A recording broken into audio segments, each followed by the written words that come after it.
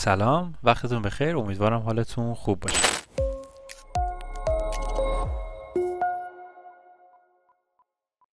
بریم که اولین قسمت این دوره رو ضبط کنیم. تو این دوره قراره چیکار کنیم؟ قراره فرض کنیم شما نه پایتون دارین، نه هیچ محیطی برای برنامه نویسی دارین، نه آشنایی دارین با محیط مجازی حتی، و همه نهایی که تو ذهنتونه. طبیعتا قراره بیایم همه اونها رو از صفر با هم شروع کنیم و یکی یکی حلشون کنیم. اول پایتون رو نصب می‌کنیم، بعد محیط مجازی رو، و بعدش هم یک محیطی که بتونیم توش کد بزنیم، آیدی رو، و بعدش هم در نهایت محیط مجازی رو با هم راه میندازیم و میفهمیم که معنی و مفهومش چیه. خب بریم شروع کنیم. برای اینکه بخواید حالا پایتون رو سیستمتون نصب کنین، کافیه تو مرورگرتون بزنید دانلود پایتون و توی سایت خود پایتون از اینجا فایلش رو دانلود کنید. حالا من برای اینکه تایم ویدیو طولانی نشه از قبل دانلودش کردم، صرفا نصبش میکنیم. پایتون 3.13. البته فکر کنم نسخه جدیدش هم اومده باشه. اولین نکته که باید رعایت کنین، حتما موقع نصب این دوتا تیک رو بزنید که بعد از نصب مشکلی نداشته باشین و اینکه پایتون روی سیستمتون فعال بشه. خب من تایید میکنم اینجا، منتظر میمونیم تا نصب شه. برای اینکه بتونیم حالا این فرآیند نصب رو هم از صفر داشته باشیم، دیگه من در واقع روی محیط روی ماشین مجازی ویندوز نصب کردم و عملا خامه دیگه، هیچ چیزی روش نصب نیست به جز یک ویندوز حالا معمولی.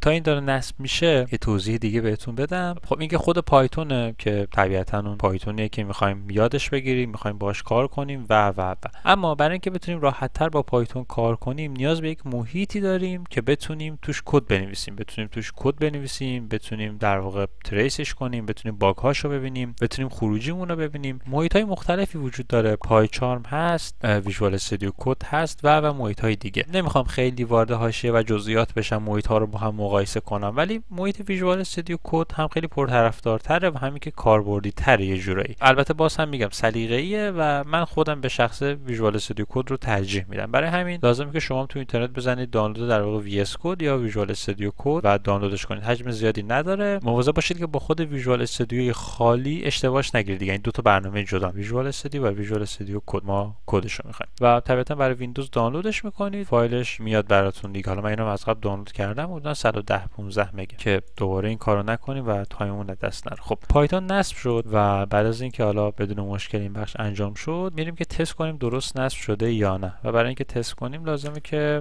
اینجا وارد CMD بشیم، اینجا بنویسیم پایتون داش ورژن. همین. حالا این چیز خاصی هم نیست، صرفا برای اینکه چک کنید ببینید که درست نصب شده یا نه. و اگر نسخه پایتونی که نصب کردید توی خروجی بیاد، خط پایینش میبینید که پایتون روی سیستم ما الان درست نصب شده. بعدش بریم که محیطی که میخوایم توش کد بزنیم رو هم نصب کنیم. ویژوال استودیو کد اکسپت میکنم، نکست.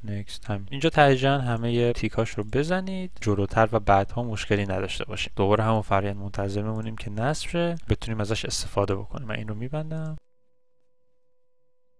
خب اینم نصب شد و میتونیم لانچش کنیم.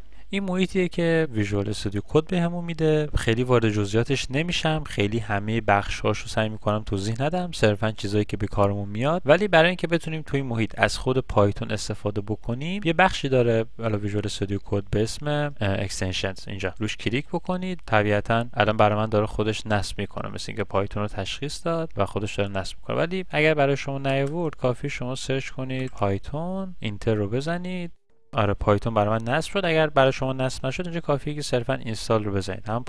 هم پایتون دیباگر، هم پایلندز و هم پایتون انوایرمنت. حالا همشون لازم نیست، اصلش همین پایتونه. چرا که نه، هر کدومشون در واقع کارهای خودشونو دارن که به موقعش بهشون برسیم بهتون توضیح میدم. ولی مهمترینش همین پایتونه که لازمه که نصب شه. بعد از اینکه نصب شد، صرفا کافیه که بخش فایل یه دونه نیو فایل بسازیم، یه دونه پایتون فایل. الان دیگه پایتون رو شناخته، یه کنترل اس میزنیم که این هر جایی که میخوایم ذخیره شه. من میذارم روی دسکتاپ، سیو رو میزنم و الان میبینیم که ما فایلمون اینجا قرار گرفت. و طبیعتا الان تونستیم پایتون رو نصب کنیم، محیطی که لازمه برای اینکه بتونیم پایتون رو توش اجرا کنیم در واقع نصب کنیم، احتمالاً حالا ازش استفاده بکنیم بدون مشکل. همین، یعنی تا اینجاش هیچ کاری نداشت. برای اینکه تست کنیم ببینیم محیطمون درست کار میکنه، درست پایتون رو شناخته یا نه، صرفا یک خط کد اجرا میکنیم که توی ویدیوی بعدی باهاش آشنا میشیم، حالا هم دستور خروجی و هم گرفتن ورودی. ولی این کد رو صرفا بنویسید برای اینکه بتونید تست کنید که این محیط کار میکنه یا نه. بذارید بهتون توضیح بدم حالا که داریم مینویسیم، حداقل دیدگاه داشته باشین. هدف ما اینه که یک چیزی رو به کاربر نشون بدیم، یا توی ترمینال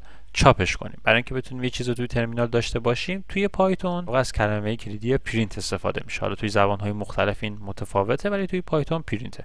سینتکسش هم به این صورته که یعنی اون ساختار نحوی و نوشتاریش به این صورته که کلمه پرینت نوشته میشه کاملا کوچیک، پرانتز باز، اون چیزی که می‌خوایم و پرانتز بسته که الان بهتون نشون میدم. در واقع به همین صورت پرینت رو می‌نویسیم، می‌بینید که پیشنهادم داد. پرانتز باز می‌کنیم، دابل کوتیشن می‌زنیم و کلمه‌ای که می‌خوایم یا اون عبارتی که می‌خوایم توی خروجی نوشته بشه و نشون داده بشه رو توی این می‌زنیم. حالا من اینجا یه دونه پای می‌نویسم.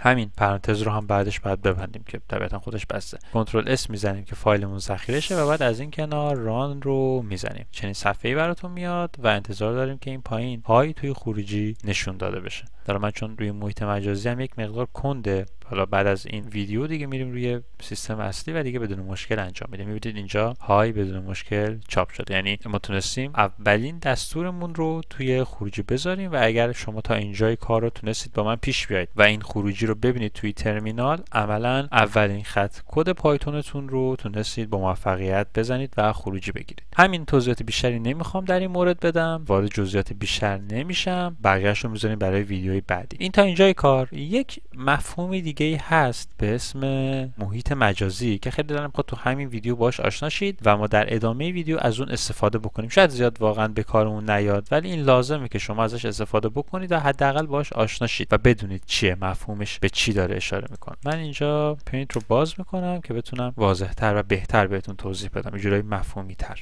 اول میام مفهومش رو میگم، بعدش هم براتون حالا کداشو میذارم که بتونیم با هم ببینیم چطور فعالش میکنیم، چطور میتونیم در واقع ازش خروجی بگیریم و ببینید بچه‌ها، این مربع بزرگی که اینجا داریم و سیستم ما در نظر بگیریم. فرض کن این کل سیستم ماست، کل کامپیوتر ماست. من یه برنامه‌نویسم، یه کسی هم که مثلا برنامه‌نویسی پایتون انجام میده، با پایتون آشناست، با پایتون کار میکنه. فرض کنید که حالا من بنویسم توی دو تا زمینه هم من کار میکنم. پس من برنامه‌نویس پایتونم که توی دو تا زمینه کار میکنم، یکیش AI و یکیش هم حالا میگیم بک‌اند. پس من یه برنامه‌نویس پایتونم که توی دو تا زمینه کار میکنم، یکیش AI و یکیش بک‌اند. هر کدوم از اینها نیاز به یک سری پیش نیازهایی دارن که باید روی سیستمتون نصب کنید. توی پایتون حالا بهش میگن کتابخونه ها، که در واقع ما برای اینکه بخوایم کد هوش مصنوعی بنویسیم بعد کتابخونه مورد نیاز اون رو نصب کنیم. ممکنه حجمش 10 کیلوبایت باشه، ممکنه 1 گیگ باشه. برای اینکه بتونیم بک‌اند رو توسعه بدیم، اندپوینت بسازیم، API بسازیم یا هر چیز دیگه‌ای، حالا نمیخوام خیلی وارد جزئیاتش بشم، لازمه که یک سری کتابخونه‌های مربوط به خودش رو در واقع نصب کنیم. کاری که خیلی از دوستان میکنن، در واقع خیلی از دوستان مبتدی میکنن و اصلا پسندیده نیست حتی در اوایل راه، اینه که مربع بزرگ سیستم ماست دیگه و کل فضایی هم که توشه فضای سیستم ماست. فرض کنید رنگ قرمز برای AI و رنگ نارنجی برای بک‌اند. اونا میان چیکار میکنن؟ میان میگن که ما که AI کار میکنیم، پس بذارید قرمزش کنم. پس میام کتابخونه‌های AI رو نصب میکنم، کتابخونه‌های AI رو نصب میکنم، کتابخونه‌های AI رو نصب میکنم و بک‌اند کار میکنم. پس دوباره کتابخونه‌های بک‌اند رو نصب میکنم، کتابخونه‌های بک‌اند رو نصب میکنم و الان چه اتفاقی افتاده؟ الان همه کتابخونه‌ها روی سیستم ما نصبه و اینکه شاید شما بگین خب این ایرادشه، این که خیلی خوبه. این اصلا خوب نیست. چرا خوب نیست؟ چون ممکنه توی پروژه‌های مختلف ورژن‌های مختلفی از یک کتابخونه رو بخواید. دقیقاً مثل آپدیت‌هایی که روی گوشیتون میاد، روی نرم افزارهای مختلف میاد، روی نسخه‌های بازی میاد. میدونید یعنی چنین چیزه. شما یک وقتی پروژه رو 2 سال پیش شروع کردید، مثلا ورژن 1 رو اون موقع توسعه داده شده بود، مثلا 1.2 با اون کار کردید دیگه، همه حالا پیش نیازها هم نیازهاشو حالا فرض کنید برای بک‌اند طبق این ورژن پیش بردین. اما قرار امسال در واقع بیاین و یه پروژه جدید دارین، نمیخواین که اینجوری باشه که این کتابخونه 1.2 که نصب شده برای اون از بین بره و صرفا دیگه بیاین با کتابخونه مثلا 1.5 جدید کار بکنید. چرا؟ به این دلیلی که این اتفاق وقتی بیفته ممکنه یک سری در واقع هم نیازی ها، یک سری پیش نیازهایی که وجود داره تداخل داشته باشه، از بین بره و این باعث میشه که پروژه قبلیتون به درستی کار نکنه یا اینکه شما چند کتابخونه‌ای که نیاز ندارید روی سیستمتون داشته باشید. این یکی از مشکلاتشه. پس یکی از مشکلاتش اینه که ورژن بندی مختلف رو نمیتونید رعایت بکنید برای هر پروژه خاص. پروژه‌ای که 4 سال پیش زدید قطعاً تکنولوژی و آپدیتی که نسبت به پروژه‌ای که امسال قراره بزنید متفاوته توش. اینا باید از هم جدا باشن. مورد دوم چیه؟ مورد دوم اینه که من خب روی سیستمم وقتی دارم AI کار میکنم چه نیازیه که کتابخونه های بک‌اندی داشته باشم. وقتی دارم بک‌اند کار میکنم چه نیازی که بیام کتابخونه های AI رو داشته باشم؟ چه فایده ای داره؟ و جز اینکه صرفا فضا بگیره، باعث کندی بشه. و حتی توی مراحل دیگه شما موقعی که میخواین پروژه رو دیپلویش کنید، میخواین به شکل ریل روی سرور ببرید، هم اینجا به چالش میخورد. یعنی عیب دیگه هم میتونه این باشه که فرض کنید شما بک‌اند رو توسعه دادید، حالا میخواید ببرید روی سرور یا داکرایزش کنید یا هر چیز دیگه ای، و طبیعتا اونجا کتابخونه های AI فقط در واقع میشد گفت که جلوی دست و پاتون رو میگیره، صرفا چیز بی فایده ای که فضا میگیره، دیپلوی کردنش خیلی دشوارتره و کلی داستان متفاوت. فارغ از این که هر کدوم از اینها مخصوصا AI و بک‌اند سرورهای خاص خودشون رو دارن، کانفیگ های خاص خودشون رو دارن و همه موارد. حالا ببخشید یکم طولانی شد این بحث، ولی خواستم که درک کنید کلا هدف چیه از این که ما میگیم شما بیاید در واقع از محیط مجازی استفاده کنید. حالا چرا باید از محیط مجازی استفاده کنیم؟ تا اینجا گفتم بدیاش چیه، خوبیاش چیه. محیط مجازی چیکار میکنه؟ خیلی ساده است. فرض کن این سیستم ماست، کل سیستم ماست میاد یک فضای ایزوله ای رو، حالا من رنگش رو هم دوباره بذارید رنگ بی‌طرف بنفش انتخاب کنم، امیدوارم بنفش باشه. میاد و یک فضای ایزوله ای رو برای اون پروژهتون انتخاب میکنید. فرض کن این یک محیط مجازیه، یک فضای ایزوله ای روی سیستم من. این یک محیط مجازی دیگه است، این یک محیط مجازی دیگه است، این یک محیط مجازی دیگه است. خیلی ساده است. من اگر دارم کد AI میزنم، میام، یعنی فرض کنید ما برای هر پروژه ما یک محیط مجازی فعال میکنیم و کتابخونه مورد نیاز رو روش نصب میکنیم. همونطور گفتم خیلی ساده است. فرض کنید من امروز یک پروژه AI قبول کردم، یک پروژه AI طبیعیه، من میام یک محیط مجازی براش میسازم و همه کتابخونه‌ای که نیاز داره رو براش نصب میکنم. فرض کنید 2 سال بعد من یک پروژه AI دیگه قبول کردم با ورژن های مختلف و موارد مختلف، اصلا زمینه متفاوت. یکیش پردازش تصویر بوده، یکیش دیپ بوده روی تکست، روی متن فقط صرفا قرار بوده کار کنم، در واقع یکیش ایمیج پروسسینگ بوده، یکیش هم حالا یک مدل LLM مثلا چت جی پی تی بوده. اینم AI ولی کتابخونه‌هاش فرق میکنن، ورژن هاشون 2 سال گذشته فرق میکنه و طبیعتا نباید با اون مشترک باشه، حتی با اون تداخل داشته باشه، من دوباره بخوام با اون کار بکنم. پس میام کتابخونه‌های این پروژه رو اینجا براش تعریف و نصب میکنم. برای بک‌اند هم دقیقاً همینه دیگه. من فرض کنید حالا یه پروژه بک‌اندی خورده، بازار خوب بوده امسال، هم یه AI گرفتم هم یه بک‌اندی، کتابخونه مورد نیازش رو اینجا نصب میکنم و هر چند تایی که بخوام. محیط مجازی این کارو میکنه، باعث میشه که ما یک فضای ایزوله و خاص رو داشته باشیم برای هر پروژه. یعنی به جای هر پروژه‌ای که ما داریم توسعه میدیم، یک محیط مجازی مختص به اون رو هم ایجاد میکنیم و هر باری که میخوایم با اون پروژه کار بکنیم، محیط مجازیش رو فعال میکنیم. پایتون بفهمه که این کتابخونه‌هایی که روی این محیط مجازی هست فقط برای این پروژه است، که اگر اون کتابخونه رو نداریم روی محیط مجازی مخصوص به اون پروژه دقیقاً تو همین فضا نصب کنیم، و اگر هم داریم که از قبل اون رو میشناسه و دیگه مشکلی نداریم. کل مفهومی که میتونم توی ابتدای کار حداقل بهتون بدم و دیدی که میخواستم بهتون بدم همین بوده. امیدوارم اینو درک کرده باشید. اگر بازم سوالی بوده یا خوب توضیح ندادم میتونید از من بپرسید. حالا راههای ارتباطی با منم زیاده. همین، فکر نمی‌کنم حالا اونقدر چیز سخت و پیچیده‌ای باشه که بگیم وای نمیشه هیچ کارش کرد. نه، واقعا به نظرم چیزی که میشه درکش کرد، حداقل در این ابعاد و چارچوبی که اینجا کشیدم. حالا توی پایتون، حالا کلا توی پایتون چرا توی فرض کنید این سیستم من قراره بیام یه پروژه جدید داشته باشم، یه فولدر میسازم اینجا. ترجیحاً فعلا زیاد سعی میکنم با CMD کار نکنم، با همین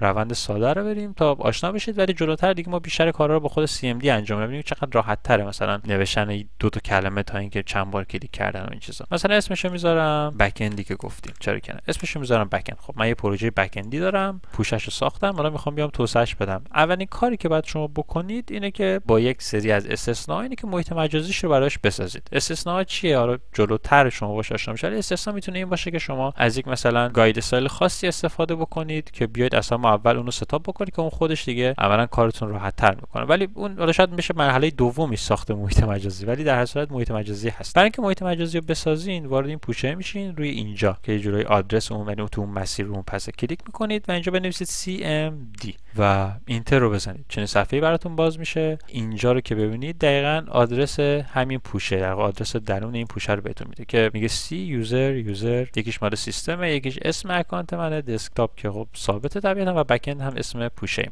من میخوام بیام اینجا و محیط مجازی بسازم. برای اینکه شما یک محیط مجازی بسازید بعد به این صورت عمل کنید. میگید که پایتون، از خود پایتون استفاده میکنید که بگید آقا پایتون من میخوام یک محیط مجازی بسازم، این دستور توسط پایتون ران بشه. -m کلمه کلیدی که حالا یه جوری میشد کیوردی که باش محیط مجازی میسازن VNV Visual Environment و یه اسم بهش بدید. من اسمشو میذارم env. حالا من این خیلی مرسومه که اسمشو env بذارین یا هر چیز دیگه که بخواین هم میتونید بدید. اینتر رو که بزنید چند ثانیه طول میکشه و اینجا یک پوشه براتون ساخته میشه. یکم طول میکشه، صبور باشین دیگه، یعنی چند ثانیه معمولا طول. وارد پوشه که بشین میبینید که چقدر مرتبه. یه بخش اسکریپت داره، یه بخش در واقع لایبرری داره. اینجا کتابخونه هایی که نصب میکنید میاد و الان طبیعتا خالیه. الان چون خامه چیزی هم توش نداریم طبیعتا. ما الان ما محیط ساختیم ولی محیط فعال نشده. یعنی چی فعال نشده؟ یعنی خب وقتی شما سیستم رو روشن میکنید میایین توی مسیر، وقتی میخواین یه پروژه رو توسعه بدین بعد به پایتونتون، بعد به اون آیدیتون بفهمونید که من دارم از این محیط مجازی برای پروژه‌ام استفاده میکنم. حالا این محیط مجازی اون که نمیدونه توی کدوم مسیر، توی کدوم پوشه است، کنارشه، کنار پروژه نیست یا هر جای دیگه. برای اینکه فعالش کنید کافیه بنویسید env اسم در واقع محیط مجازیتون، یه اسلش بزنید،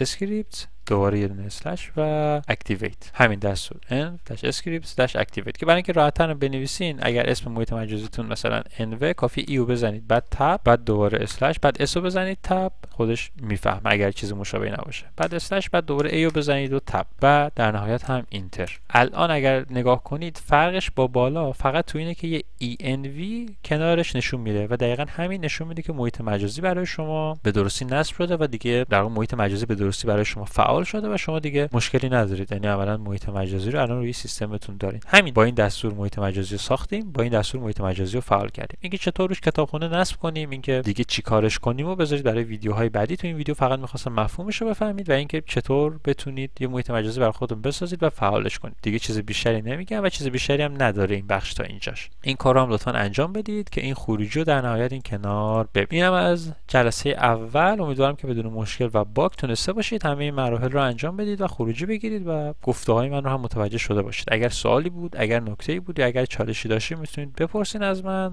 راههای ارتباطی منم زیاده، هم توی کامنت، هم حالا اکانت تلگرامم هست یا وبسایت هم هست، میتونید بهم ایمیل بدید. من پاسخ میدم، مشکلی نیست. تا جایی که بتونم و وقت داشته باشم حتما جواب همه رو میدم. خیلی متشکرم از تایمی که گذاشتید. موفق باشید و خدا نگهدارتون.